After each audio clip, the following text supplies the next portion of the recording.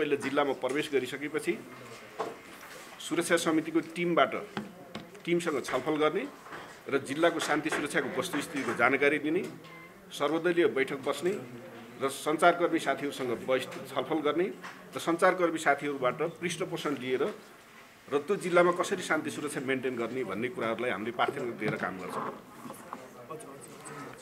र त्यसै प्रसङ्गमा मैले के भन्न चाहेँ भने त्यो जिल्लामा जाँदाखेरि शान्ति सुरक्षाको विषय प्रायोरिटी परेका कारणले गर्दाखेरि सञ्चारकर्मी साथीहरूको सर्भिस डेलिभरी र शान्ति सुरक्षामा प्रमुख जिल्लाधिकारीले के गर्नुपर्छ भन्ने कुराहरूको फिडब्याक हामीले लिने गरिन्थ्यो र त्यसरी चाहिँ सञ्चारकर्मी मित्रसँग नजिक बसेर विगतका दिनहरूमा हामीले काम गरियो र यो सञ्चार भनेको विषय ज्यादै महत्त्वपूर्ण विषय छ र हरेक व्यक्तिको एउटा जीवनशैली जस्तै भएको छ। जीवनशैली र दिनचर्या जस्तै सबैभन्दा पहिला व्यक्ति बिहानै उठिसकेपछि आजको समाचार देशको गतिविधि के छ भन्ने कुरामा अपडेट हुन्छ। बिहान उठ्ने बित्तिकै उसको दिनचर्या त्यहीबाटै सुरु हुन्छ।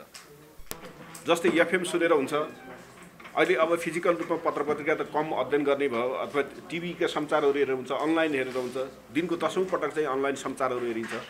त्यसले गर्दाखेरि यो सञ्चार जगतबाट सुसूचित हुने, जानकारी प्राप्त गर्ने र आफूलाई जहाँ जानकारी प्राप्त हुन्छ, सूचना प्राप्त हुन्छ, त्यसैबाट चाहिँ उसले महत्त्वपूर्ण चाहिँ नि उपलब्धि पनि हासिल गर्छ। के उपलब्धि हासिल गर्छ भन्ने कुराहरू मैले चाहिँ तपाईँहरूलाई थोरै जोड्न चाहेँ। Information is knowledge, knowledge is power भनेर भन्छ। जो मान्छेले सही समयमा सूचना प्राप्त गर्छ त्यसैले महत्त्वपूर्ण उपलब्धि हासिल गर्छ। राज्यको स्रोत, साधन, अवसरमा उसले सबैभन्दा बलियो पहुँच बढाउँछ। त्यसले गर्दाखेरि सञ्चार क्षेत्रको ज्यादै महत्त्वपूर्ण भूमिका छ। समाजको रूपान्तरणको लागि, राजनीतिक रूपान्तरणको लागि र सेवा प्रवाह, सर्भिस डेलिभरी यावत कुराहरूमा सञ्चारकर्मीहरूको ज्यादै ठुलो महत्त्वपूर्ण भूमिका छ। अब यसै प्रसङ्गमा मैले अलिकति यो भूमिका बाँधेर मैले वैदेशिक रोजगार विभागको विषयमा सन्दर्भमा यहाँहरूसँग केही कुराहरू राख्न खोजिरहेको छु र हामीले खास गरिकन यो अर्धवार्षिक समीक्षा साउनदेखि पुससम्मको चाहिँ हामीले के प्रगति हासिल गऱ्यौँ र अहिले हामी यो विगतको दिनमा मैले नेतृत्व सम्हालेपछि हाम्रो टिमले, हाम्रो वैदेशिक रोजगार विभागको सम्पूर्ण कर्मचारी टिमले के उपलब्धि हासिल गऱ्यौँ र के कुराहरू नयाँ गर्न खोजिरहेछौँ भन्ने कुराहरू यहाँहरूसँग प्रवाह गर्नको लागि हामीले यो कार्यक्रम राखेका हौँ। र वैदेशिक रोजगारको क्षेत्र भनेको ज्यादै महत्त्वपूर्ण, असाध्यै डाइनामिक र यो क्षेत्रमा ज्यादै चुनौतीपूर्ण काम भएको कारणले गर्दाखेरि यो क्षेत्रको सुधारको लागि सम्पूर्ण क्षेत्रहरूको चाहिँ सबै क्षेत्रहरूको सहयोग आवश्यक पर्छ। त्यसमा पनि सञ्चारकर्मीहरूको अझै ज्यादै महत्त्वपूर्ण भूमिका हुन्छ। मैले त्यही कुराहरू राख्न चाहेँ। मैले अलिकति के यो चाहिँ हामीले जुन प्रगति विवरण छ त्यो चाहिँ हाम्रो सञ्चारकर्मी साथीहरूको हात पनि मैले दिनको लागि फोटोकपी गरेको थिएँ। कतिलाई नपुगेकालाई फेरि फोटोकपी गरेर पनि उपलब्ध गराउनेछौँ।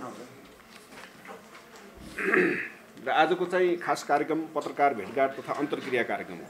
अन्तर्क्रिया यसमा चाहिँ हामीले भेटघाट, हाम्रा कुराहरू यहाँहरूसँग चाहिँ सूचना, हामीले गरेका प्रगतिको सूचना प्रवाह गर्ने र यहाँहरूबाट चाहिँ महत्त्वपूर्ण सल्लाह सुझाव लिएर त्यसको लागि आगामी दिनमा हामीले के गर्नुपर्छ भन्ने त्यो पृष्ठपोषणको रूपमा पनि ग्रहण गर्ने हाम्रो कार्यक्रम रहेको छ।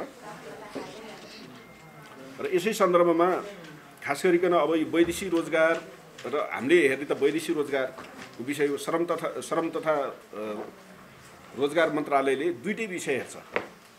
खास गरिकन आन्तरिक रोजगार र वैदेशिक रोजगार दुईटै पाटो हेर्छ भने हाम्रो यो विभागले वैदेशिक रोजगारको पाटलाई मात्रै सम्बोधन गर्ने विषय हुन्छ यसमा चाहिँ। र यसैसँग सम्बन्धित विषयहरू नै हामीले चाहिँ बढी फोकस गरेका हुन्छौँ। खास गरिकन मन्त्रालय मुख्य हाम्रो चाहिँ नि लिडिङ भूमिकामा चाहिँ मन्त्रालय हुन्छ र नीतिगत निर्णयहरू गर्ने र त्यो नीतिगत निर्णयअनुसार निर्देशन दिने काम चाहिँ मन्त्रालयको हुन्छ र त्यही अनुसार चाहिँ महत्त्वपूर्ण मन्त्रालय हाम्रो लागि महत्त्वपूर्ण निकायको रूपमा रहेको छ। र मन्त्रालयको कार्यक्षेत्र भेट्दाखेरि यसमा हामीले चाहिँ यसैमा पनि उल्लेख गरेका छौँ। जस्तै आन्तरिक रोजगारको विषय, वैदेशिक रोजगार, अनि त्यसपछि सिप विकास, यी विषयहरू परेका छन्। यसमा चाहिँ साथीहरूले यसैमै अध्ययन गरेर थाहा पाउनुहुनेछ। खास गरिकन वैदेशिक रोजगार विभागमा चाहिँ हामीले एउटा विषय अर्को चाहिँ जुन ज्यादै चर्चाको विषय, म आइसकेपछि नै अब बढी चर्चाको विषय भयो इजरायल जाने कामदारको विषयमा। र हामीले इजरायल शाखा स्थापना गरेर G2G को रूपमा चाहिँ हामीले अहिले इजरायल कामदार पठाउन थालेका छौँ र त्यो कामदार पठाउने क्रममा अहिले चाहिँ 923 जना PDOT तालिममा अहिले भैँसीपाटीमा तालिमरत हुनुहुन्छ र यसमा सुरुमा आउँदाखेरि स्टार्टिङ दिनमा जो म बहाली भएँ त्यति बेला इजरायलको अवस्था अत्यन्त संवेदनशील थियो र अब चाहिँ देशबीचमा चाहिँ त्यहाँ एकदम अशान्त अवस्था इजरायलले अन्यलाई आक्रमण गर्ने अन्य कन्ट्रीले पनि इजरायलमा आक्रमण गर्ने त्यस्तो अशान्त अवस्था भएको कारणले गर्दाखेरि तत्काल हामीले चाहिँ केही समयको लागि नेपाली कामदारहरू यो रिस्कको अवस्था हुन सक्ने भएको कारणले भनेर चाहिँ हामीले केही समय त्यो प्रक्रियालाई स्थगित गऱ्यौँ र त्यसै सन्दर्भमा म बहाली हुन बित्तिकै केही कुराहरू चाहिँ चर्चामा आए जस्तै चाहिँ इजरायलमा जाने कामदारका लागि बिचमा केही बिचौलियाहरूले हामी चाहिँ तल मिलाइदिन्छौँ इजरायल पठाइदिन्छौँ यो चाहिँ भनेर विभिन्न पैसाहरू लिने त्यस्ता कामहरू गतिविधि भएका छन् भन्ने कुराहरू मलाई सुरुमा नोटिसमा आएको कारणले गर्दाखेरि मैले आएको 3 दिनकै दिन मैले चाहिँ एउटा सूचना प्रवाह गरेको थिएँ जुन सूचना चाहिँ मैले नयाँ पत्रिकामा प्रकाशन गरेर यसको लागि कुनै पनि केही शुल्क तिर्नु पर्दैन कुनै पनि व्यक्तिले कुनै व्यक्तिसँग कारोबार नगर्नुहोला बिचको मान्छेले म इजरायल पठाइदिन्छु तँलाई काम दिलाइदिन्छु भनेर अनेक खालको प्रलोभन दिएर पैसा चाहिँ ठगिन सक्ने सम्भावना हुन्छ त्यसको लागि चाहिँ त्यो कहीँ कसैले नगर्नु होला भनेर मैले तुरुन्त राष्ट्रिय दैनिक पत्रिकामा मैले सूचना प्रकाशन गरेको थिएँ र त्यो परिस्थितिको निर्माण नहोस् कुनै दिन चाहिँ त्यस्तो हुनसक्छ बिचका मान्छेहरूले वैदेशिक रोजगारी ठगीको विषय चाहिँ ज्यादै व्यापक छ र जहाँ पायो जसले पायो मान्छेलाई प्रलोभनमा पारेर ठग्न सक्ने अवस्था भएको हुनाले त्यो परिस्थितिको निर्माण नहोस् सरकारले नै पठाउने ठाउँमा यस्तो खालको गतिविधि नहोस् भन्नको निम्ति सूचना प्रकाशन गर्ने वेबसाइटमा राख्ने ती हामीले चाहिँ यो इजरायलको लागि त्यो काम चाहिँ स्टार्टिङदेखि गरेका थियौँ र त्यसको अर्थ के हो भन्दाखेरि कोही नेपाली कामदारहरू चाहिँ नठगिनु भनेर भन्ने हाम्रो उद्देश्य हो र त्यसै अनुसार अहिले हामीले चाहिँ खास गरेर त्यति बेला 3460 जना व्यक्तिहरू चाहिँ हाम्रो इजरायलमा जाने परीक्षा दिएर पास गरेर बसेका व्यक्तिहरू थिए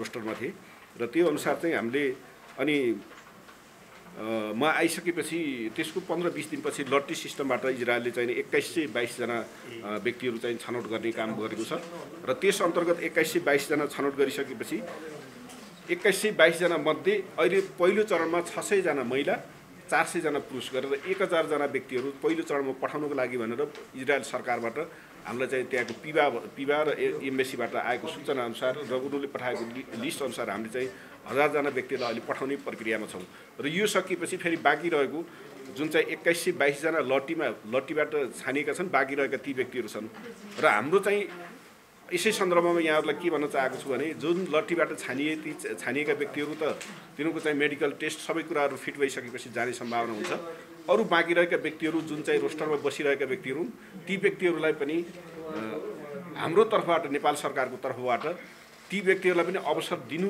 उपयुक्त हुन्छ भन्ने हामीले राय सल्लाह र सुझाव दिएका छौँ सम्भवतः आशा गरौँ त्यो सम्भव भएछ भने अब हामीले चाहिँ हाम्रो तर्फबाट नेपाल सरकारको तर्फबाट हामी चाहिँ गम्भीर छौँ विभागको तर्फबाट पनि र माननीय मन्त्रीज्यूबाट पनि त्यो कुरा चाहिँ सम्बन्धित पक्षसँग कुरा राखिसकेको हुनाले अब हेरौँ त्यसको लागि चाहिँ वेट एन्ड सी नै छ तर हाम्रो चाहिँ भनाइ के छ भन्दाखेरि लट्टीदेखि बाहेकका व्यक्तिहरू पनि जुन योग्य भएर बसेका छन् ती व्यक्तिले पनि अवसर प्राप्त गर्नुपर्छ भन्ने चाहिँ हाम्रो चाहिँ मान्यता छ त्यस्तै गरी अब हामीले महत्त्वपूर्ण आइसकेपछि यहाँ सबैभन्दा जोड दिएको विषय वैदेशिक रोजगार विभागमा म आइसकेपछि र हाम्रो यहाँको टिमसँगको हामीले चाहिँ नि सबैभन्दा जोड दिएको विषय भनेको मुद्दा जो चाहिँ पीडित भएर व्यक्ति वैदेशिक रोजगारमा ठगिएका व्यक्तिहरू छन् ती पीडितहरूलाई न्याय दिने तिनीहरूलाई राहत दिने उद्धार दिने सबैभन्दा पहिलो प्राथमिकतामा हामीले राखेका छौँ र मैले सञ्चारकर्मी मित्रहरूसँग पनि मैले यहाँहरूसँग मैले यहाँ के कुरा आग्रह गरेँ भने वैदेशिक रोजगार विभागमा विगतका दिनमा निकै ठुलो भिडभाड हुने निकै ठुलो होहल्ला हुने त्यस्तो गतिविधिबाट अहिले विभाग हेर्दाखेरि शान्त देख्नुहुन्छ पातलो देख्नुहुन्छ बिचौलियाहरूको उपस्थिति छैन यहाँ कुनै व्यक्तिहरूले हामीले सूचना पनि प्रकाशन गरे सूचना कुनै पनि काम सेवा लिनको लागि हामीसँग अनलाइन सर्भिस छ अनलाइन सर्भिस भएको कारणले गर्दाखेरि फिजिकल रूपमा कोही व्यक्ति आउनु पर्दैन पीडित व्यक्ति ठगिएको व्यक्ति फिजिकल रूपमा जाहेरी दरखास्त लिएर आउने बाहेक अरू व्यक्तिहरू कोही पनि आउनु पर्दैन त्यसले गर्दा कोही व्यक्तिहरू चाहिँ यसको लागि सम्पर्कमा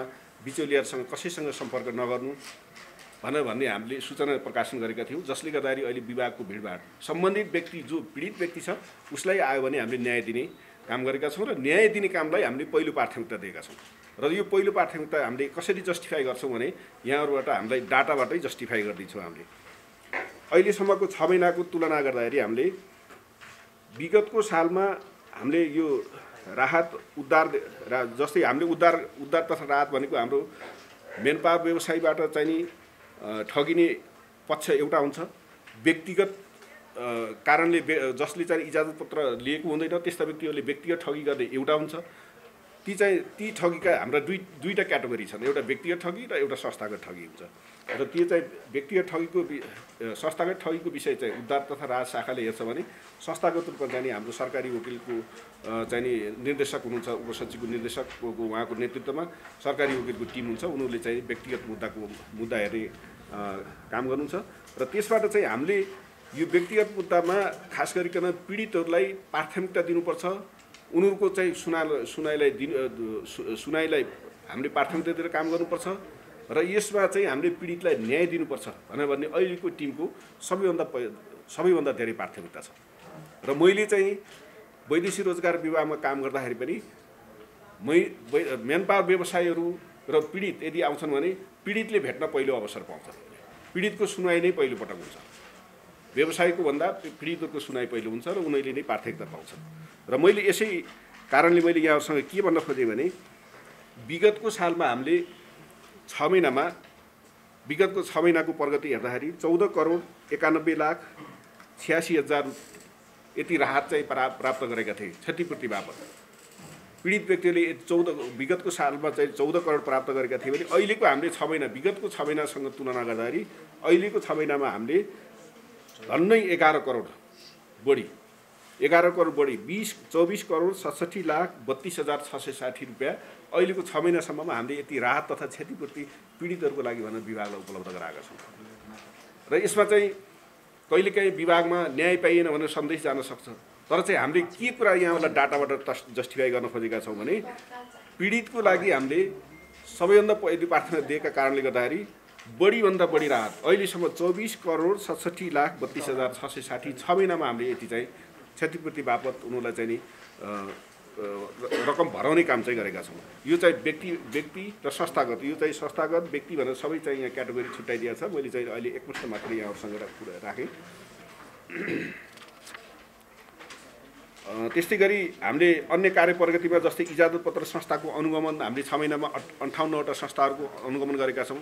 जस्तै त्यस्तो अनुगमन कस्तो हुन्छ भने उजुरीसँग जोडिएका विषयहरू हुन्छन् जहाँ कम्प्लेन स्वीकृति नलिकन चाहिँ नि अन्तर्वार्ता लिइराखेको अवस्था हुन्छ, कसैले चाहिँ नि एक ठाउँको चाहिँ स्वीकृति लिएको हुन्छ अर्कै ठाउँको लागि भनेर पैसा उठाइराखेको हुन्छ। त्यस्तो अवस्थाका केसहरू जहाँ आउँछन् उजुरीहरू आउँछन्, त्यो उजुरीहरू आउँदाखेरि हामीले चाहिँ अहिले 58वटा संस्थाहरूलाई अनुगमन गरेका छौँ। तालिम प्रदायक संस्थाहरू चाहिँ नि 10वटा अनुगमन भएका छन्। कारोबार बन्द हुने गरी हामीले 56वटा संस्थाहरूलाई हामीले कारबाही गरेका छौँ।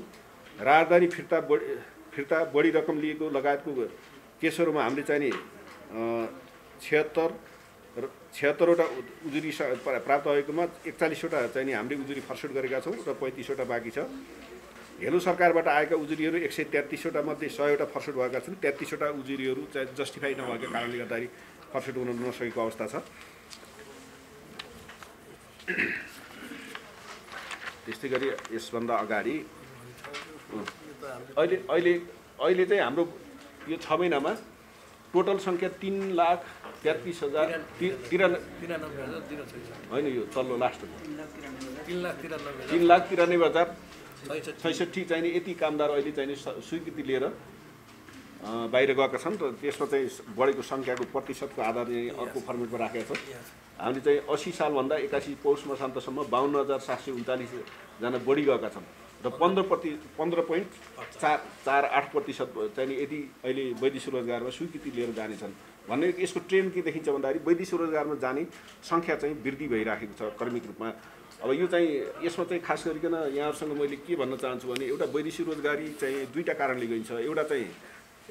एउटा बाध्यताले गइन्छ, अर्को चाहिँ रहरले गइन्छ।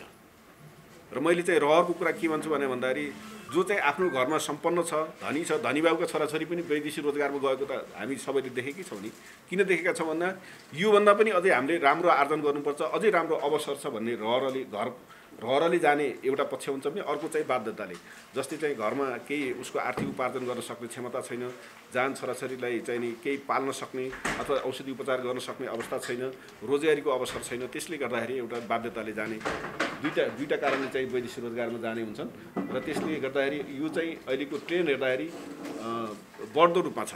र मैले बढ्दो रूपमा चाहिँ यसमा अनि म भन्छु कि यो चाहिँ ट्रेन्ड वैदेशिक रोजगारमा जाने, मैले सञ्चारकर्मी मित्रहरूसँग के कुराको सन्देश प्रवाह नहोस् भने वैदेशिक रोजगारमा जाने ट्रेन्ड नेपालको मात्रै बढ्दो होइन, संसारभरि नै छ। यो चाहिँ संसारभरिको, जस्तै मैले के उदाहरण दिन खोजेँ भने रोमानियामा वैदेशिक रोजगारमा नेपाली जान्छन् र रोमानियाका मान्छे वैदेशिक रोजगारीको लागि कहाँ जान्छन् भन्दाखेरि जर्मनी जान्छन्।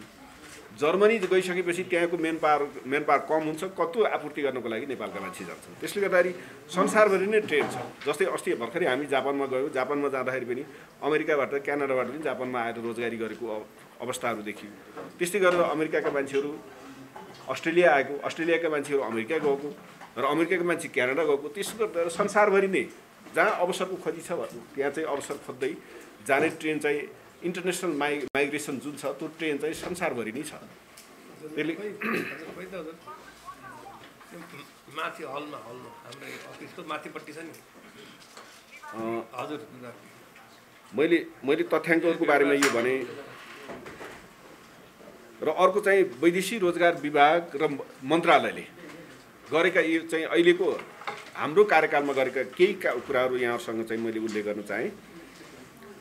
खास गरिकन एउटा चाहिँ सबैभन्दा जटिल विषय, सबैभन्दा जटिल सधैँभरि उठिरहने यो 100को सङ्ख्या चाहिँ नपुगेकोलाई नवीकरण गर्ने, सधैँभरि चर्चामा आउने, अन्तिममा चाहिँ बाधा अड्काउ फुकाउ गर्ने, अनि त्यसपछि फेरि क्याबिनेटबाट निर्णय गराउनुपर्ने। अब यस्तो खालको परिस्थिति निर्माण भइरहेको अवस्था भएको कारणले गर्दाखेरि यसलाई चाहिँ यो 100 सङ्ख्यालाई चाहिँ अबको संशोधनमा यसलाई हटाउनुपर्छ भन्ने हिसाबले व्यवसायीहरूको सबैको पनि माग आएको कारणले गर्दाखेरि यसलाई चाहिँ हटाउनुपर्छ भन्ने चाहिँ कुराहरू विभागले र मन्त्रालयले यसको चाहिँ पैरवी गरिरहेछ। यसको चाहिँ एउटा मात्रै मान्यता के छ भने जस्तै कसैले चाहिँ नि 1-2 वर्ष राम्रैसँग काम गर्यो, 2-3 वर्ष म चाहिँ भ्याइनँ, म चाहिँ फुर्सदमा आरामले बसेँ भने पनि सरकारले ट्याक्स तिर्छ, कम्पनी चाहिँ बचाइराख्ने हिसाबले चाहिँ नि सरकारलाई प्राप्त हुने राजस्व यदि प्राप्त हुन्छ भने 1-2 वर्ष म आराम गर्छु भन्दाखेरि त्यसको कम्पनी चाहिँ बन्दै हुनुपर्ने अवस्थाको परिस्थितिको निर्माण नहोस् भन्नको निम्ति हामीले चाहिँ नि यो 100 सङ्ख्या हटाउनेमा नेपाल ऐन संशोधनमा हामीले चाहिँ नि अनुरोध गरेका छौँ सरकार समक्ष र संसद समक्ष। त्यस्तै गरी मिति 81/7/8 गते पश्चात वैदेशिक रोजगारीको सिलसिलामा मृत्यु भएका कामदारको परिवारले 10 लाख प्राप्त गर्ने गरी अहिले चाहिँ यो निर्णय नेपाल सरकारबाट निर्णय नै भइसकेको छ। पहिले 7 लाख प्राप्त हुन्थ्यो भने अहिले चाहिँ 3 लाख रुपियाँ वृद्धि गरेर अहिले चाहिँ 10 लाख प्राप्त गर्ने व्यवस्था भएको छ। त्यस्तै गरी सेवा प्रवाहको लागि स्वदेशमा शाखा सञ्चालन गर्ने सम्बन्धी कार्यविधि लगायत निर्देशिका र कार्यविधि संशोधन। यो चाहिँ यसभन्दा अगाडिको कार्यविधिमा के थियो भने एउटा प्रदेशमा एउटाभन्दा बढी शाखा सञ्चालन गर्न मेन पावर व्यवसायले नपाउने भन्ने व्यवस्था थियो। त्यसलाई चाहिँ हामीले अहिले कस्तो परिस्थितिको निर्माण भएको छ भने जस्तै चाहिँ अहिले इन्टरनेसनल एयरपोर्टहरू पनि बाहिर स्थापना भइसकेका छन्, भैरवा र पोखराहरूमा पनि स्थापना भइसकेका छ। त्यो ठाउँबाट पनि वैदेशिक रोजगारमा जाने कामदारका लागि र त्यही ठाउँबाट स्वीकृति लिएर चाहिँ उडान गर्न सक्ने अवस्थाको सुविधा पनि दिन सक्ने हुन्छ। त्यसले गर्दाखेरि शाखाहरूलाई लिमिट गर्न चाहिँ हुँदैन उसको व्यवसाय प्रवर्धन गर्नको लागि भन्ने मान्यता स्वरूप गरिएको। जस्तै मैले एउटा उदाहरण के दिन खोजेँ भने लुम्बिनी प्रदेशमा भैरवामा इन्टरनेसनल एयरपोर्ट छ भने एउटा प्रदेशमा एउटा मात्रै शाखा दिने हो भने लुम्बिनी प्रदेश मात्रै स्थापना गर्नुपर्ने हुन्छ। तर त्यो होइन, त्यहाँ चाहिँ जस्तै नेपालगञ्जमा पनि त्यहाँ चाहिँ ठुलो एरिया कभर गर्न सक्ने नेपालगञ्ज छ, त्यस्तै गरेर दाङ छ भने उसको व्यवसाय त्यहाँ प्रवर्धन हुन्छ भने त्यो ठाउँमा पनि शाखा सञ्चालन गर्न दिनुपर्छ भन्ने मान्यताका साथ हामीले विभागले संशोधनको लागि प्रस्ताव गरेका थियो र माननीय मन्त्रीज्यूबाट यो विषय स्वीकृत पनि भइसकेको छ। त्यस्तै गरेर व्यक्तिगत ठगी लगायतका पीडितलाई शीघ्र न्याय प्रदान गर्नको लागि प्रत्येक जिल्लामा प्रहरी कार्यालयमा जाहेरी दरखास्त दिने तथा जिल्ला अदालतमा अभियोजन गर्ने व्यवस्था मिलाउन केही नेपाल ऐन संशोधनको लागि पेश गरेको छ। अहिले भर्खरै मैले चिठीमा पनि सही गरेँ र यसभन्दा अगाडि पनि गरेको छु। र यसको चाहिँ मैले साथीहरूसँग के कुराको यसको जस्टिफाई गर्न चाहेको छु भने जस्तै दार्चुला जिल्लामा वैदेशिक रोजगारको लागि जाने ठगीको पीडित व्यक्ति छ भने त्यसले न्याय खोज्नको लागि विभाग समक्षै आउनुपर्ने अवस्थाको परिस्थितिको निर्माण गर्न चाहिँ हुँदैन र त्यो व्यक्तिले त्यो न्याय खोज्नको लागि दार्चुलामै त्यही भयो भने उसले न्यायमा पहुँच पुग्छ। अहिले हाम्रो वैदेशिक रोजगार न्यायाधिकरण यहाँ छ, र यो मुद्दा यदि वैदेशिक यो चाहिँ विभागले मात्रै भयो भने हरेक 77 जिल्लाका नागरिकहरू न्याय माग्नको लागि ठगिएका व्यक्तिहरू न्याय माग्नको लागि यही नै काठमाडौँ आउनुपर्ने अवस्था हुन्छ। त्यस्तो परिस्थितिको निर्माण नहोस्, न्यायमा पहुँच पुगोस्, छिटो न्याय प्राप्त होस् भन्ने हिसाबले व्यक्तिगत ठगीका हकमा त्यसलाई चाहिँ नि जिल्ला तहसम्म नै यसलाई चाहिँ नि त्यसको चाहिँ अनुसन्धान तहकिकात गर्ने र त्यहीँबाट न्याय निरूपण गर्ने गरी अधिकार प्रत्यार्जन गर्नुपर्छ, अधिकार दिनुपर्छ ऐनबाट संशोधन गरेर भन्ने हिसाबले चाहिँ नि मन्त्रालयको नेतृत्व त हामी सबै चाहिँ नि यसमा चाहिँ सहमत भएको हुनाले हामीले यो प्रक्रिया पनि अगाडि बढाएका छौँ। केही नेपाल ऐनमा संशोधन गरी श्रमिकको उमेर हद 58 को सट्टा 60 बनाएको भनेर त अस्ति भर्खरै अध्यादेशमै आएको छ त्यो विषय चाहिँ, जसले गर्दाखेरि उनीहरूलाई चाहिँ सुविधा दिने यो सामाजिक सुरक्षा कोषसँग सम्बन्धित हो खास चाहिँ। त्यसमा चाहिँ उनीहरूलाई 60 वर्ष पुगिसकेपछि पेन्सनहरू दिने कुराहरूमा अन्य कुराहरूमा सुविधाहरूको वृद्धि हुने भएको कारणले गर्दाखेरि 58 को सट्टा 60। र अहिले फेरि कस्तो छ भने काम गर्न सक्ने श्रम गर्न सक्ने क्षमताको पनि विकास भएको छ। उमेरअनुसार लाइफ एक्सपेक्टेन्सी बढेको कारणले गर्दाखेरि पनि अहिले त मान्छेहरूले 58 वर्ष नै काम गर्न नसक्ने भएर बस्ने अवस्था त हुँदैन उसको चाहिँ। त्यसले गर्दाखेरि यसलाई एकरूपता गराउन धेरै जसो सरकारी सेवाहरूमा 60 वर्ष नै भएको कारणले गर्दाखेरि निजामती सेवा बाहेक अरू जस्तै शिक्षकहरूमा अन्य ठाउँहरूमा 60 वर्ष नै भएको हुनाले यसमा पनि संशोधन गरेर 60 वर्ष बनाइएको छ। त्यस्तै गरी व्यक्तिगत उजुरी तथा संस्थागत उजुरीका समेत पुराना कार्य फर्सेट भइसकेका तथा चालु अवस्थामा नै रहेका करिब 11,000 फाइलहरू स्क्यान गरी विद्युतीय प्रणालीमा आबद्ध गरिएको, जसको कारणले फाइलहरू तत्काल उपलब्ध हुने। यो चाहिँ विभागको सबैभन्दा ठुलो समस्या। धेरै मुद्दाहरू जिल्ला अदालतसँग जोडिएका हुन्छन्, पुनरावेदन उच्च अदालतसँग सर्वोच्चसँग न्यायाधिकरणसँग जोडिएका विषयहरू हुन्छन्। र यो वैदेशिक रोजगारीमा कार्यालय पटक पटक यहाँहरूले चाहिँ अनुभव गरिसक्नुभयो होला, यी वैदेशिक रोजगार विभाग नै कति पटक सरिसकेका छ। कहिले चाहिँ उहाँ मध्य बानेश्वरमा हुन्छ, कहिले चाहिँ एकान्त कुनामा हुन्छ, कहिले बुद्धनगरमा हुन्छ, सर्दै यहाँ आएको छ। सबै अभिलेखहरू सार्दै अभिलेखहरू हराउँदाखेरि चाहिँ नि सम्बन्धित मान्छेहरूका पुराना मुद्दाका ती मिसिलहरू भेटाउन नसकेको कारणले गर्दाखेरि उसले छिटो न्याय पाउनलाई कठिनाइ हुने त्यस्तो खालको समस्या भयो विगतका दिनहरूमा देखिएको थियो। र अहिले यसलाई चाहिँ हामीले डिजिटाइजेसन गर्ने काम गरेका छौँ, जसले गर्दाखेरि कुनै पनि व्यक्तिलाई समस्या परेको बेलामा उसको अभिलेख तुरुन्त खोज्न सकियोस् र उसलाई चाहिँ नि मागेको अदालतले मागेका विषयहरू अन्य चाहिँ जस्तै जग्गा रोक्काका विषयहरू हुन सक्छन्। विभिन्न कुराहरू चाहिँ नि ती अभिलेख खोजेर फाइल खोजेर तत्काल चाहिँ नि ती व्यक्तिहरूलाई चाहिँ सेवा प्रवाह गर्न सकियोस् भन्ने उद्देश्यका साथ गरिएको छ। र यो काम अहिले करिब 90% काम चाहिँ सम्पन्न भइसकेको छ। त्यस्तै गरी मैले अघि नै भनेको थिएँ 175% होइन 75% नै प्रगति भएर चाहिँ यहाँ चाहिँ डाटामा अलिकति यसलाई संशोधन गरिएको छ थोरै। यो उजुरीलाई पहिलो प्राथमिकता राखिएको, सबै प्रकारका उजुरी तथा गुनासोहरूलाई उच्च प्राथमिकता राखिएको कारण तीव्र रूपमा फरफरक हुनुको साथै गत अबको यही अवधिमा भन्दा 175 होइन 75% बढी क्षतिपूर्ति उपलब्ध गराइएको छ। र यसमा मैले 1-2वटा यहाँ साथीहरूलाई पनि मैले उदाहरण दिन खोजेँ। र सायद अस्ति चाहिँ यो हाम्रो चाहिँ कानुनी तथा इथिकल रिक्रुटमेन्ट भन्ने एउटा कार्यक्रम भएको थियो। त्यसमा केही सञ्चारकर्मी साथीहरू जानुभएको भए मैले भनेको कुराहरू केही त्यहाँ सुन्नुभयो पनि होला। कतिपय नजानुभएको साथीहरूलाई मैले यहाँ के भन्न चाहेँ भने मैले 2-3वटा कुराहरू भनेको थिएँ। अब यो इथिकल रिक्रुटमेन्टका कुराहरू, दण्ड सजायका विषयहरूलाई मैले के भनेको थिएँ भने जस्तै चाहिँ विभागले यहाँ काम गर्ने व्यक्तिहरूको ट्रेनमा कसरी फरक पर्न आउँछ भन्ने कुराको मैले उदाहरण दिएको थिएँ। जस्तै वैदेशिक रोजगार व्यवसायका विरुद्धमा उजुरी पऱ्यो, पीडितहरूले उजुरी दिइसकेपछि बोलाएका बेलामा समयमा आएर उजुरी फर्सेट गर्ने काम गरेनन् र विभागलाई टेरेनन् भने विभागको महानिर्देशकले 50,000देखि 1 लाखसम्म जरिवाना गर्न सक्ने व्यवस्था छ। र त्यो चाहिँ मैले अहिले कार्यान्वयन गरेको छु। मैले त्यस दिन कार्यक्रममा पनि भनिदिएको थिएँ। त्यसमा त विभागलाई नटेर्ने, विभागको नेतृत्वलाई कर्मचारीलाई नटेर्ने भने त्यो चाहिँ तपाईँहरूका लागि महँगो पर्छ। मैले त्यो भनिदिएको पनि छु र कारबाही पनि भएका छन्। अहिलेसम्म यो 6 महिनाको अवधिमा 28वटा मेन पावर कम्पनी कारबाहीमा परेका छन्। 28वटा मेन पावर कम्पनीलाई कारबाही भएर 26 लाख रुपियाँ राजस्व जम्मा भएको छ। उसलाई कारबाही हुन बित्तिकै उसको धरोटीबाट पैसा काटिन्छ, उसको चाहिँ एलटी बन्द हुन्छ, काम कारोबार पनि रोक्का हुन्छ। त्यसो गर्दा मैले व्यवसायी साथीहरूलाई कतिपयलाई सरले यत्रो दण्ड जरिमाना गरिदिनु भएछ भनेर तपाईँ विभागले बोलाएका बेला आउनु भएन, विभागको निर्देशन पालना गर्नु भएन, त्यही भएर तपाईँलाई महँगो पर्यो भनेर। र अर्को विषय के छ भन्दाखेरि जस्तै पीडितको विषयमा पीडितलाई न्याय दिने कुराहरूमा हामीले चाहिँ पीडितलाई पहिलो प्राथमिकतामा राखेर काम गर्छौँ। र त्यसमा पनि मैले केही मलेसियाका 3-4 जनाहरूको केसमा चाहिँ मैले त्यस्तै गरेर मेन पावर व्यवसायको धरतीबाट काटेर पैसा चाहिँ दिइसकेपछि पीडितले उहाँ तलब पनि पाएको छ। सरले चाहिँ हाम्रो व्यवसायको तर्फबाट मर्कै बुझिदिनु भएर भन्ने व्यवसायहरूले राखेका थिए। त्यसो गर्दा मैले व्यवसायहरूलाई के भनेको थिएँ भने व्यवसाय गर्दाखेरि सधैँभरि नाफा हुन्छ भन्ने हुँदैन, घाटा पनि हुन्छ। त्यसो गर्दाखेरि यो सामाजिक उत्तरदायित्व हो, सधैँभरि नाफा हुन्छ भन्ने छैन। तर तपाईँहरू त नाफामै हुनुहुन्छ, किन भन्दाखेरि यही व्यवसाय गरेर तपाईँहरू गाडी चढेर हिँड्नु भएको छ। तपाईँहरू चाहिँ आफ्नो सम्पत्ति आर्जन गरेर धनी सम्पन्नशाली मान्छे राम्रोसँग चाहिँ सुटेड बुटेड भएर हिँड्नु भएको छ। किसानको छोरोले पैसा पाएन भने ऊ चाहिँ भोलि सडकमा जान्छ। भएको 1 कट्ठा 2 कट्ठा जग्गा 1-2 रुपैयाँ जग्गा पनि बिक्री गरेर उसले चाहिँ साउको ऋण तिर्नुपर्ने हुन्छ। त्यस्तो परिस्थितिको निर्माण हुन्छ। त्यसले गर्दाखेरि बिजनेस गर्न मन लाग्छ भने गर्नु, मन लाग्दैन भने नगर्नु, तर पीडितलाई चाहिँ पीडित बनाउन पाइँदैन भन्ने हिसाबले चाहिँ मैले त्यसरी चाहिँ डिल गरेको थिएँ र त्यो हिसाबले नै हामीले न्याय दिएका छौँ। अर्को चाहिँ यो चाहिँ फेमिस प्रणालीमा निरन्तर सुधार गरी सर्भरले कुनै समस्या नआएको, गत वर्ष प्रणालीले काम नगरी हस्तलिखित स्वीकृति प्रदान गर्ने गरिएको र यो हस्त भन्ने भएछ हस्तलिखित हो। यसमा चाहिँ यहाँहरूलाई बरु हामी नयाँ हुन्छ, हाम्रो यो चाहिँ श्रम डेस्क हेर्ने पत्रकार सञ्चारकर्मी साथीहरू पुरानो नै हुनुहुन्छ। पुरानो भएको हुनाले यहाँ विभागको बारेमा धेरै कुराहरू जानकारी हुन्छ। हामीले भन्दा पनि बढी जानकारी राख्नुहुन्छ भन्ने हामीलाई लाग्छ।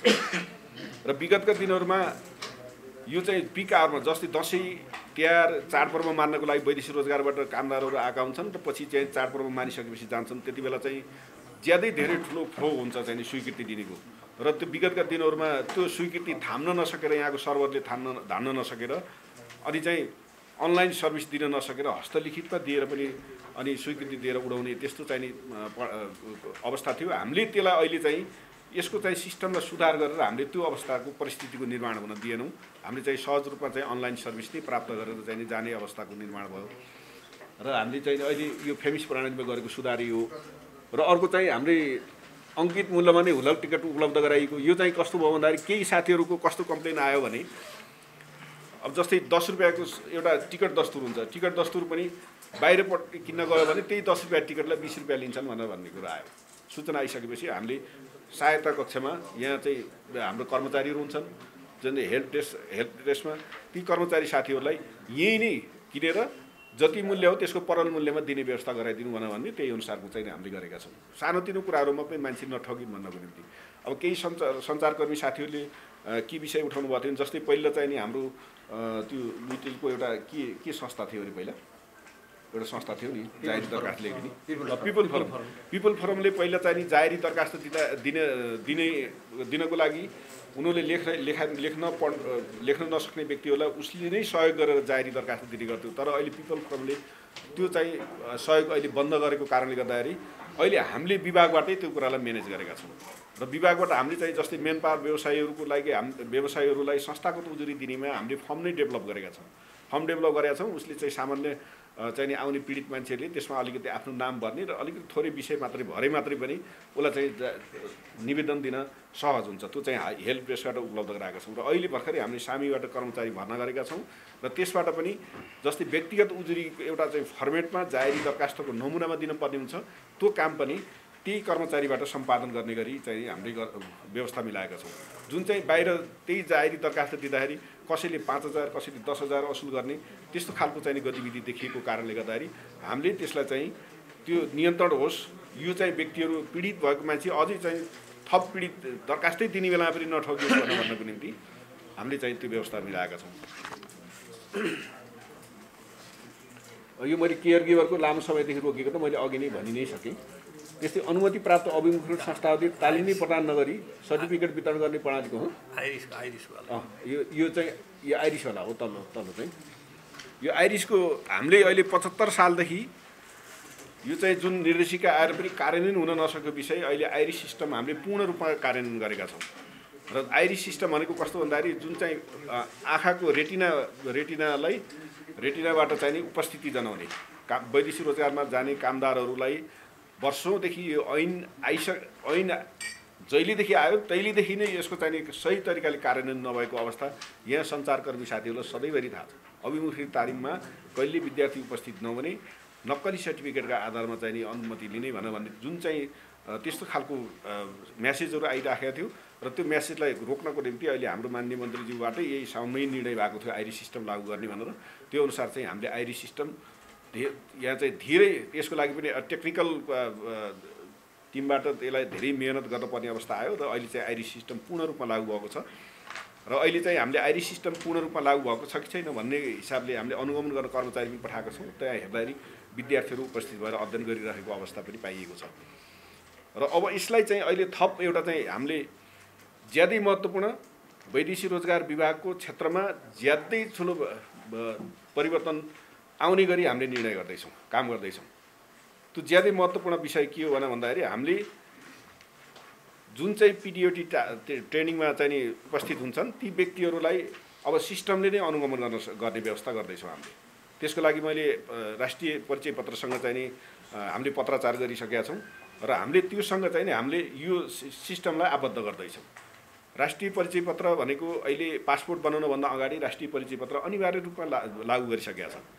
त्यसले गर्दा वैदेशिक रोजगारमा जाने सेवाग्राही भनेको पासपोर्ट बनाइसकेका व्यक्ति हुन् र ती पासपोर्ट बनाउँदाखेरि उनीहरूले नेसनल आइडीमा आबद्ध भएका हुन्छन् र नेसनल आइडीमा 5वटा बायोमेट्रिक दिएको हुन्छ। 5वटा बायोमेट्रिकमा एउटा चाहिँ आइरिस हुन्छ, अर्को फेस हुन्छ, त्यसपछि थम्ब हुन्छ अनि डिजिटल सिग्नेचर हुन्छ। त्यसमध्ये अहिले आइरिस भनेको हाम्रो चाहिँ नि अहिले आँखाको रिड गर्ने सिस्टम हामीले लागू गरेका छौँ र त्यो डाटा चाहिँ कसले राख्छ भन्दा नेसनल आइडीले राख्छ र त्यो नेसनल आइडीले राख्ने डाटासँग अब चाहिँ त्यसमा श्यामबहादुर भन्ने व्यक्ति पासपोर्ट बनाइसकेको नेसनल आइडीमा आबद्ध भइसकेको श्यामबहादुर भन्ने व्यक्ति ओरिएन्टेसनमा गयो भने त्यसको आइरिस बल म्याच हुन्छ। श्यामबहादुरको ठाउँमा रामबहादुर गयो भने त्यसको आइरिस नै म्याच हुँदैन। त्यसले गर्दाखेरि हामीले यो सिस्टमलाई लागू गर्दैछौँ जसले गर्दाखेरि अनिवार्य रूपमा क्लासमा उपस्थित नभई हुँदैन र एउटा व्यक्ति रामबहादुरको ठाउँमा श्यामबहादुर गएर पनि हुँदैन। अनिवार्य रूपमा त्यसलाई सिस्टमले नै मोनिटर गर्छ, कर्मचारी गएर मोनिटर गर्न पनि पर्दैन। सम्बन्धित व्यक्ति क्लासमा उपस्थित भयो कि भएन भन्ने कुराहरू पनि त्यो कुरा चाहिँ हाम्रो कम्प्युटरकै सफ्टवेयरले अध्ययन गर्छ। त्यसले गर्दा यो सधैँभरि प्रश्न उठेको, सधैँभरि चाहिँ यो तालिम अभिमुखीकरण पूर्ण रूपमा कार्यान्वयन भएको छैन, यत्तिकै सर्टिफिकेट बनाएका छन् भन्ने कुरालाई क्रस गर्नको लागि यो ज्यादै महत्त्वपूर्ण र ऐतिहासिक काम हुने क्रममा छ। र त्यस्तै गरेर हामीले मेडिकललाई पनि हामीले चाहिँ त्यस्तै गरेर आबद्ध गर्ने, नेसनल आइडीसँग आबद्ध गरेर त्यसमा चाहिँ मेडिकललाई पनि अहिले जति चर्चा र प्रश्न उठेको छ त्यो कुराको पनि निराकरण गर्ने गरी हामीले चाहिँ काम गर्दैछौँ। त्यस्तै गरी एउटा हामीले ज्यादै महत्त्वपूर्ण र अहिले चाहिँ गरेको हाम्रो चाहिँ यो निर्णयलाई पनि हामीले ऐतिहासिक निर्णय मानेका छौँ। इपिएस प्रणालीबाट दक्षिण कोरिया जाने कामदारहरू सिधा उडानको माध्यमबाट मात्र कोरिया जाने प्रणाली महँगो टिकटको व्यवस्था रहेकोमा ट्रान्जिट प्रणालीबाट पनि जान सक्ने गरी कोरिया सरकारलाई सहमत गराई हाल 48,865मा टिकट कामदारले प्राप्त हुने भएकोले रु 73,000 बचत हुने अवस्थाको सिर्जना भएको छ। यसमा चाहिँ कोरिया सरकारसँग म आइसकेपछि एचआरडी कोरियासँग मैले पहिलो प्रस्ताव के गरेँ भने कामदारले सकेसम्म आफै टिकट लिने व्यवस्था गरौँ। मैले त्यो प्रस्ताव गरेका थिएँ। किनभने कामदारले लिँदाखेरि आफ्नो स्वेच्छाले जति सस्तोमा लिन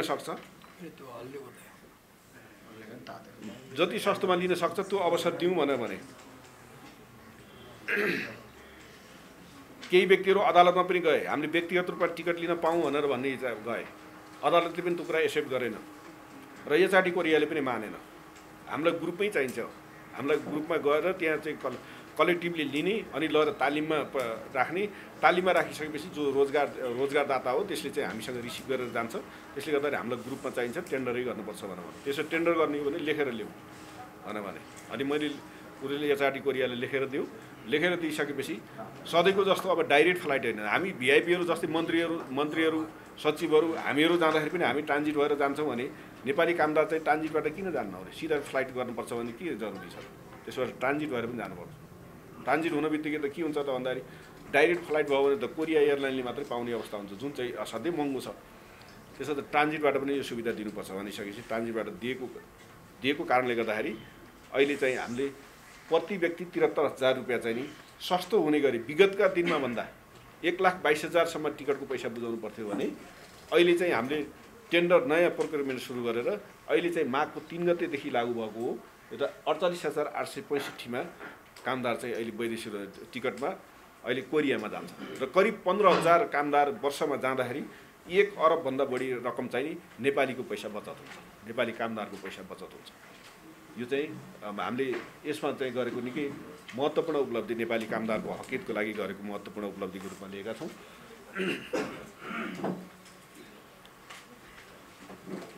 त्यस्तै गरेर कार्यालयमा सहायता तथा परामर्श कक्षको माध्यमबाट हरेक प्रकारको वैदेशिक रोजगार सम्बन्धी परामर्श, यो हेल्प डेस्क भन्ने छ, त्यहाँ निवेदन दिने, अनि आएका जो चाहिँ सुरुमा फ्रन्टलाइनमा आएर अलमलमा भएका व्यक्तिहरूलाई चाहिँ नि सूचना दिएर तपाईँ यो सेवाको लागि यो ठाउँमा जानु भनेर परामर्श दिने र यस्तो खालको उजुरी अथवा यो निवेदन दिनु भनेर सल्लाह दिने र लेखापढी लेखदिनेसम्म काम हामीले चाहिँ यो शाखाबाट सञ्चालन गरेका छौँ। र विभागमा अवांछित व्यक्तिहरूको प्रवेशबाट कार्यवातावरणमा असर नपरोस् भने विभागमा प्रवेशको लागि नाम दर्ता त प्रवेश पासको व्यवस्था मिलाइएको छ। यो यसले गर्दाखेरि पनि मैले अघि नै स्टार्टमै साथीहरूसँग भनेको थिएँ, अहिले विभागमा भिडभाड पाउनु हुँदैन, यहाँ चाहिँ अनावश्यक भिड र बिचौलियाहरू कसैलाई चाहिँ हामीले त्यसरी यहाँ प्रवेश गरेका छैनौँ। सेवाग्राहीले सेवा लिनको लागि यहाँ कसैको सहायता चाहिँदैन, सिधै कर्मचारीहरूसँग सम्पर्क गर्दा हुन्छ।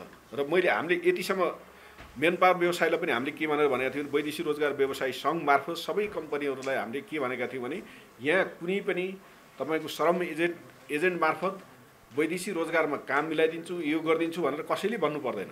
तपाईँहरूको काम अड्के, कहीँ समस्या पऱ्यो, केही गर्यो भने, किनभने सबै काम चाहिँ यहाँ अनलाइन सर्भिस मार्फत छ र कुनै समस्या पऱ्यो भने तपाईँले सिधै त्यहाँको चाहिँ त्यसको शाखा डाइरेक्टरलाई फोन गर्नु, डाइरेक्टरबाट पनि समाधान भएन भने महानिर्देशकलाई फोन गर्नु भनेर हामीले चाहिँ भनेका थियौँ। र मैले वैदेशिक रोजगार व्यवसायी सङ्घका पदाधिकारीहरू डेलिगेसनमा आएको बेलामा पनि तपाईँले एउटा ठुलो कार्यक्रम गर्नु, ठुलो कार्यक्रममा के राख्नु भन्दाखेरि तपाईँहरू चाहिँ व्यवसायिक कम्पनी भन्दा त्यसका श्रम प्रतिनिधिहरू तपाईँभन्दा धनी छन्। त्यो धनी हुनुको कारण के हो त भन्दाखेरि वैदेशिक रोजगार विभागमा हामीले चाहिँ यो काम गर्नुपर्छ, ऊ काम गर्नुपर्छ भन्ने अनेक खालका कुराहरू गरेर प्रसङ्ग लिएर त्यसको चाहिँ फाइदा लिने, तपाईँहरू पनि त्यसबाट ठगिने, अनि कर्मचारीहरूको बदनाम गर्ने, यस्तो खालको गतिविधि भएको हुनाले तपाईँले सम्मेलन गर्नु, सम्मेलनको बरु आयोजनाको लागि हामीले खर्च दिन्छौँ, हामीले पनि आफ्नो धारणा राख्छौँ र सबै व्यवसायीलाई तपाईँले सर्कुलर गर्नु।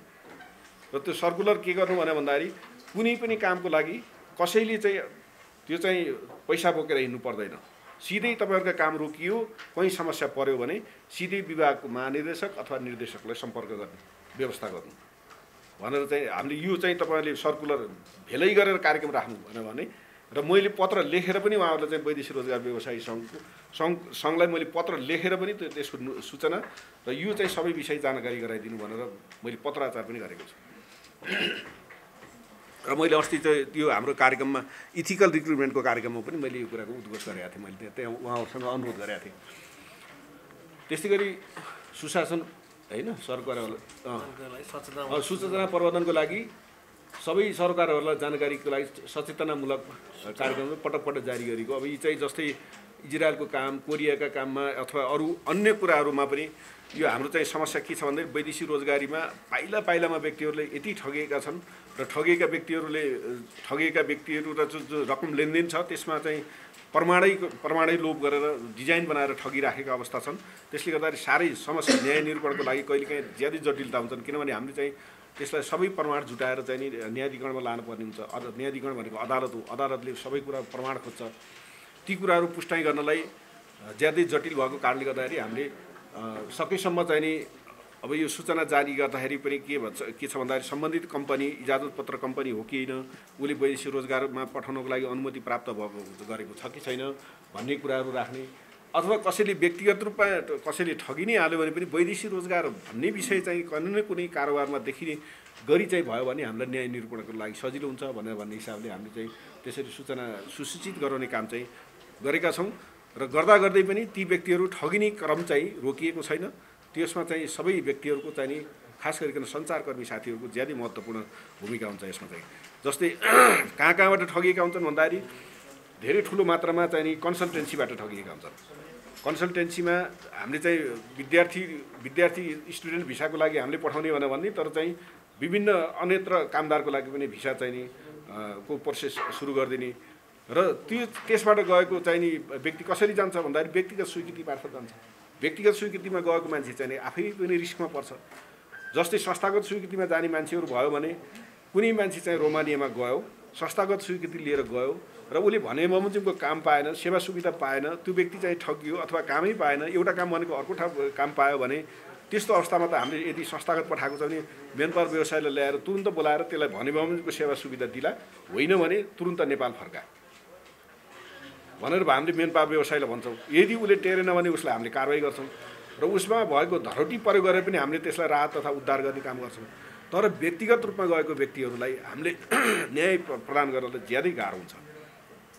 त्यसले गर्दाखेरि मैले के विषयमा भन्न खोजेको भने व्यक्तिगत रूपमा जाने भनेको जस्तै कन्सल्टेन्सी मार्फत जाने, ट्राभल एजेन्सी मार्फत जाने, व्यक्तिगत रूपमा चाहिँ अथवा कसै त्यो बाहेक कन्सल्टेन्सी बाहेक पनि व्यक्तिहरूले हामीले कामदारलाई पठाइदिन्छु भनेर विभिन्न व्यक्तिहरूलाई तिनी कन्सल्टेन्सीमा पुर्याइराखेका हुन्छन्। यस्तो खालको चाहिँ नि जुन विषय छ त्यो विषयलाई प्रचार प्रसार गरेर हामीले त्यो ठगी हुने कामलाई रोक्नको लागि सञ्चार जगतको ज्यादै महत्त्वपूर्ण भूमिका छ।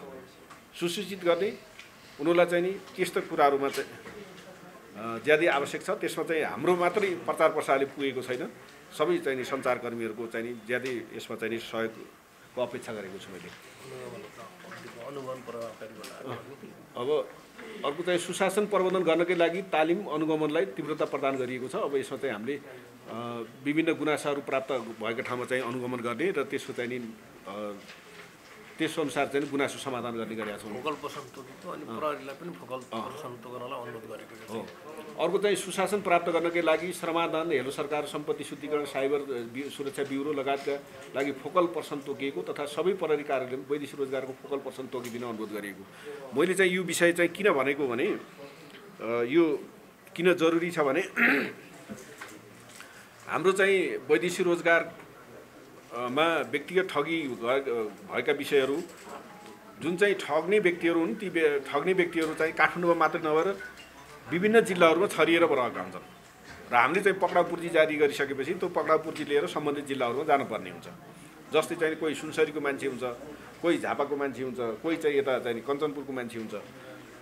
ती त्यस्ता ठाउँहरूमा जहाँ हुन्छन् ती व्यक्तिहरूलाई प्रहरीले पक्रने कुराहरूमा जो आफूले केस हेरेको कुराहरूमा उनीहरूले प्राथमिकता दिने, वैदेशिक रोजगार विभागबाट गएका व्यक्तिहरूलाई चाहिँ नि पक्राउ पूर्जी भएर गएका व्यक्तिहरू चाहिँ नि प्राथमिकता नपरेर समयमा पक्राउ भएर नआउने, त्यस्तो खालको चाहिँ समस्या देखिएको कारणले गर्दाखेरि हामीले पीडित व्यक्तिहरूलाई न्याय दिनको लागि कठिनाइ भएको कारणले गर्दा अहिले पछिल्लो चरणमा हामीले गृह मन्त्रालयमा पत्राचार गरेको, हाम्रो श्रम मन्त्रालय मार्फत गृह मन्त्रालयमा पत्राचार गरेर त्यहाँको चाहिँ जिल्ला प्रहरी कार्यालयको एउटा डेडिकेटेड कर्मचारी र त्यहाँको फोकल पर्सन तोकिदिने, जुन व्यक्ति फोकल पर्सन तोकिदिसकेपछि पीडित व्यक्तिहरू त्यही व्यक्तिसँग सम्पर्कमा जाने र त्यो व्यक्तिलाई पक्राउ गरेर चाहिँ यहाँ ल्याउनको लागि सहयोग गर्नको लागि सम्बन्धित कर्मचारी, जिम्मेवार कर्मचारी तोकिदिनको लागि भनेर हामीले पत्र लेखेका छौँ, जसबाट चाहिँ नि बढी व्यक्तिहरू चाहिँ नि कानुनी दायरामा ल्याउनको लागि सहज होस् भन्ने उद्देश्यका साथ गरिएको।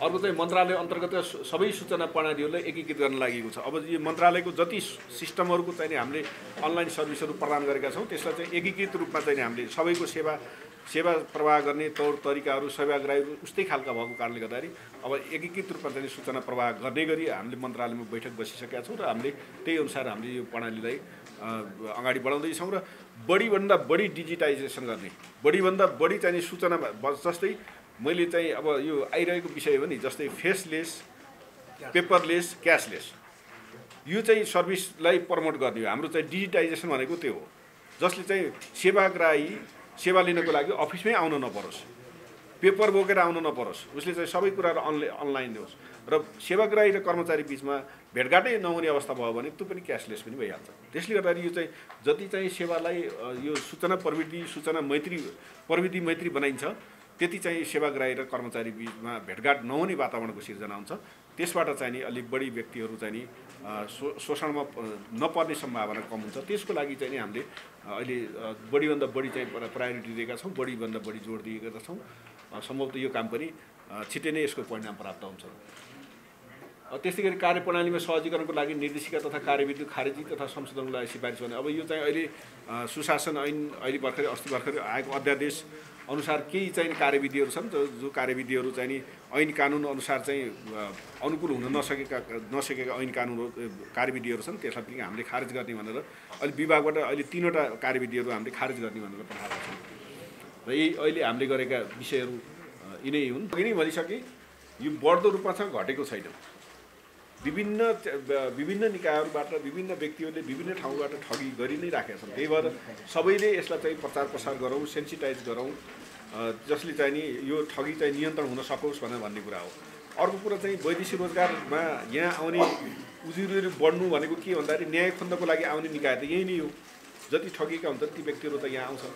अनि त्यसपछि चाहिँ नि हामीले जस्तै यो रकम बढेको जुन देखिएको छ, हामीले चाहिँ त्यसलाई वैदेशिक रोजगार ठगी विगतका दिनमा भन्दा अहिले हामीले न्याय दिने कुराहरूलाई अझै छिटो छरितो गरेका छौँ, अझै छिटो दिनुपर्छ र यसलाई चाहिँ हामीले पीडितलाई अझै बढीभन्दा बढी न्याय दिनुपर्छ र उचित क्षतिपूर्ति दिनुपर्छ भन्ने मान्यताका साथ चाहिँ नि यो चाहिँ बढेको।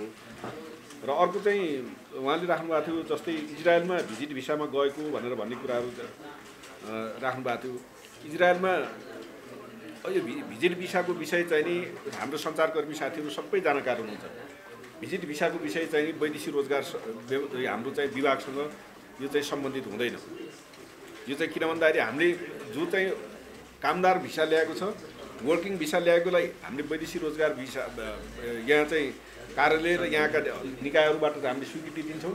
भिजिट भिसा चाहिँ विशुद्ध चाहिँ एयरपोर्टबाट सम्पर्क गरेर उहीँबाट जाने हो।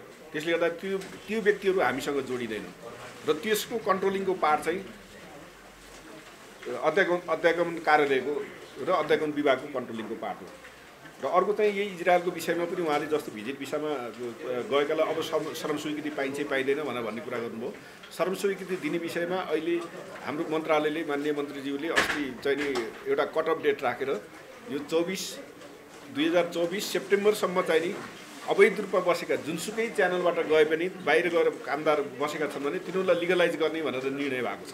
र यसै अभियानमा अब हामीले ओमानबाट पनि सुरु गर्दैछौँ, अरू डिप्लोमेटिक एजेन्सीहरूलाई पनि हामीले अनुरोध गरेका छौँ। त्यो अनुसार चाहिँ नि जसरी चाहिँ त्यहाँ गएर इलिगल रूपमा चाहिँ नि भिजिट भिसामा गएपछि काम गरेर तिनी चाहिँ यदि उनीहरूले चाहिँ त्यहाँको कानुनअनुसार उनले काम पाएका छन् भने तिनीहरूलाई चाहिँ नि हाम्रो सरकारी च्यानलमा डाटामा ल्याउने भन्ने हिसाबले त्यो अवसर चाहिँ दिएको छ। अर्को चाहिँ मेडिकल पास हुनेलाई यहाँ पास हुने बाहिर फेल हुने भनेर भन्ने कुराहरू जुन राख्नुभएको थियो, त्यो चाहिँ यस्तो खालको चाहिँ विकृति मेडिकलको सेक्टरमा ओरिएन्टेसनको सेक्टरमा देखिएको छ भनेर मैले अघि नै पनि यहाँहरूसँग कुरा राखेँ। र यसलाई चाहिँ नियन्त्रण गर्नको निम्ति अब हामीले चाहिँ अहिले जुन अब नेसनल आइडीसँग जोडेर काम गर्दैछौँ, त्यसले चाहिँ यी विकृतिहरूलाई नियन्त्रण गर्न सजिलो हुन्छ। र अर्को चाहिँ यो मेडिकलको सेक्टरलाई सुधार गर्नको निम्ति पनि एउटा विज्ञ समितिले मन्त्रालयमा प्रतिवेदन दिइसकेका छ। त्यो अनुसारको सुधार गर्न, त्यो अनुसारको मापदण्ड बनाउनको निम्ति मन्त्रालयले त्यसको चाहिँ नीतिगत सम्बोधन गर्दैछ। अर्को चाहिँ मेडिकल यदि फेल भयो भने त्यसको चाहिँ क्षतिपूर्ति चाहिँ मेडिकलवालाले नै दिनुपर्छ। त्यसका कारणले फेल यदि चाहिँ भोलिको दिनमा मलेसियामा यहाँबाट मेडिकल पास भएर गयो, मलेसियामा गएर मेडिकल फेल भएर फिर्ता भयो भने त्यसको क्षतिपूर्ति मेडिकलले नै बेहोर्नु पर्छ। अर्को चाहिँ एयर इन्डियाबाट आउने डेड बडीको अलिकति समस्या छ भनेर भन्नुभएको छ। त्यो चाहिँ हामीले वैदेशिक रोजगार बोर्डसँग समन्वय गरेर यो विषयलाई चाहिँ सम्बोधन गरौँला। अर्को चाहिँ यो समीर जोशीजीले निकाल्नु भएको थियो महिला कामदार जानु नपाउने भन्ने विषय चाहिँ जुन एउटा महिला कामदार खास गरी डोमेस्टिक वर्करमा जान केही जिसिसी कन्ट्रीहरूमा साउदी अरब कुवेत जस्ता मुलुकहरूमा केही कन्ट्रीहरूमा चाहिँ रोक लागेको छ। त्यो रोक लागेको कारण के भन्दाखेरि संसदीय समितिले नेपाल सरकारलाई निर्देशन दिएका कारणले गर्दाखेरि रोक लागेको र त्यसमा चाहिँ खास गरी महिला वर्करहरू त्यहाँ चाहिँ डोमेस्टिक वर्करहरू चाहिँ बढी असुरक्षित भए भन्ने हिसाबले चाहिँ यो रोक लगाइएको छ। र अहिले नेपाल सरकारले र हाम्रो मन्त्रालयले के चाहिँ तयारी गर्दैछ भने त्यसमा केही सर्टेन मापदण्डहरू बनाएर सेक्युरिटीका केही मापदण्डहरू बनाएर महिला कामदारलाई पनि खुलाउनुपर्छ भन्ने चाहिँ नि हामी तयारीमा लागेका छौँ। र खास गरिकन के भन्दाखेरि काम गर्ने श्रम गर्ने त महिला पुरुष सबैको समान हक छ नि, होइन? उसले चाहिँ त्यो अधिकार उसको त पर्सनल राइट हो नि। त्यो कुरालाई चाहिँ त्यो राइटलाई प्रयोग गर्न दिनुपर्छ। यद्यपि महिलाहरू चाहिँ त्यहाँ गएर पीडित हुन चाहिँ हुँदैन, महिला हिंसा पीडित हुन हुँदैन भन्ने मान्यता चाहिँ मुख्य विषय हो। र अर्को चाहिँ यसै विषयमा जोडिएर जस्तै हाम्रो समीर जोशीजीले नै निकाल्नु भएको थियो भिजिट भिसामा गएको विषय। मैले भिजिट भिसाको बारेमा त अघि नै मैले सम्बोधन गरेँ। यो वैदेशिक रोजगारको सेक्टर भनेको कस्तो रहेछ भने यो चाहिँ जस्तै हाइड्रोलिक प्रेसर जस्तो। हाइड्रोलिक प्रेसर भनेको जस्तै पानी बगिरहेको छ, त्यसलाई सर्टेन टाइमसम्म थुन्न सकिन्छ, त्यसपछि त थुन्नै सकिँदैन। उसले आफ्नो कुनै न कुनै बाटो खोजेर गइ नै हाल्छ। हामीले लिगल च्यानल यहाँबाट हामीले ढोका बन्द गरिदिउँ भने पनि झ्यालबाट भने मान्छेहरू जान्छन्। जस्तै मैले उदाहरण के कुरा दिन खोजेँ भने जस्तै अब वैदेशिक रोजगारमा जाने महिला कामदारलाई रोकियो। ती महिला कामदार कहाँबाट गए? कोही श्रीलङ्काबाट उडिरहेछन्, कोही इन्डियाबाट उडिरहेछन्, कोही भिजिट भिसाको नाममा गइरहेछन्। रोक्ने काम गर्न सकिएको छैन। र डिप्लोमेटिक एजेन्सीबाट पनि हामीलाई सुझाव के आउँछ भन्दाखेरि यस विषयमा के सुझाव आएको छ भने जस्तै भिजिट भिसामा गएका व्यक्तिहरू उनीहरू 100% समस्यामा छन्। किनभने त्यो त अभिलेखै छैन नि, रेकर्डै छैन। उसलाई चाहिँ भिजिट भिसामा गएको व्यक्तिलाई हामीले वैदेशिक रोजगार विभागले सम्बोधन गर्न सक्दैनौँ, किनभने हाम्रा स्वीकृति लिएर गएको हुँदैन, त्यो हाम्रो अभिलेखमा हुँदैन। त्यसलाई चाहिँ कन्सुलर विभागले हेर्नुपर्ने हुन्छ, राष्ट्र मन्त्रालय कन्सुलर विभागले हेर्नुपर्छ। उनीहरू चाहिँ 100% समस्यामा भएकालाई हामीले लिगलाइज गरेर उनीहरूलाई स्वीकृति दिएर काममा पठाउन सकियो भने मान्छे चाहिँ 80% पर्ला अथवा 70% चाहिँ नि ठिक होला नि, त्यसपछि बाँकी समस्यामा पर्ला। त्यसले गर्दाखेरि कामदार चाहिँ जाने कुरालाई रोक्न हुँदैन, त्यसलाई चाहिँ व्यवस्थित गरेर पठाउनुपर्छ भन्ने चाहिँ नेपाल सरकारको सोच छ। र यसमा चाहिँ भिजिट भिसाको विषय विभागको कार्यक्षेत्रमा पर्दैन, यसले हेर्नै पाउँदैन, यसको क्षेत्राधिकारी होइन। त्यसले गर्दाखेरि क्षेत्राधिकार हो, कानुनले नै नदिएको क्षेत्राधिकारमा हामी प्रवेशै गर्न सकिँदैन होइन। मैले अघि नै भने अब भिजिट भिसामा जस्तै हामीले यो कामदारलाई व्यवस्थित गर्न सकिएन भने अब जाने मान्छेहरू कोही ट्राभल एजेन्सी मार्फत जान्छन्, कोही कन्सल्टेन्सी मार्फत जान्छन्, अनेक तरिकाले चाहिँ नि रोक्न नसकेको अवस्था चाहिँ छ। त्यस्तै गरेर अब हाम्रो रेशमजीले अघि नै कन्सल्टेन्सीको चाहिँ नि विभागका नातापाता पर्छन् कि के पर्छन् भनेर पनि भन्नुभयो होइन। कन्सल्टेन्सीमा हामीले बेला बेलामा छापा पनि मारेका छौँ। कहीँ उजुरी कहीँ त आउनु पऱ्यो। कन्सल्टेन्सी खोले जति कहाँ सरस्वती गयो भने त अनि विभागले त यहाँ त हामीलाई त काम गरेरै खान दिएन। हामी चाहिँ शिक्षा मन्त्रालयमा दर्ता भएका मान्छे, हामी चाहिँ व्यवसाय गर्ने पुरा आतङ्क मात्रै मचाइदियो भन्ने हुन्छ। जहाँ चाहिँ उजुरी आजै हामीले एउटा कन्सल्टेन्सी सामग्री ल्याएर होइन, आजै त्यही हामीले धेरै कन्सल्टेन्सी मान्छेहरूलाई पक्राउ पुर्जी पनि जारी गरेका छौँ। जहाँ चाहिँ दर्ता भयो उजुरी पऱ्यो कामदार पठाएको छ, त्यसले काम गरेको छ भने जानकारी सूचना गुनासो आयो भने हामीले त्यसलाई चाहिँ गरेका पनि छौँ। तर भए जतिका कन्सल्टेसन चाहिँ हामीले छापा मारेको छैन, किनभने त्यो कन्सल्टेन्सीको रेगुलेसन गर्ने पार्ट चाहिँ शिक्षा मन्त्रालयको पर्छ। वैदेशिक रोजगारको विषय कहीँबाट जोडियो भने हामी प्रवेश गर्छौँ त्यसमा।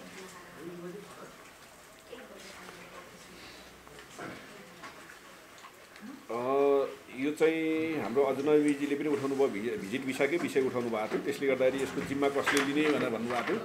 भिजिट भिसाको जिम्मा चाहिँ गृह मन्त्रालयको पर्छ। स्वीकृति दिएर पठाउने अध्यागमनले छिर्न नदिएसम्म ऊ जान पाउँदैन। त्यो चाहिँ मान्छे भिजिट भिसामा जाने मान्छे योग्य हो कि होइन भन्ने कुरा चाहिँ त्यही निकायले हेर्नु सक्छ।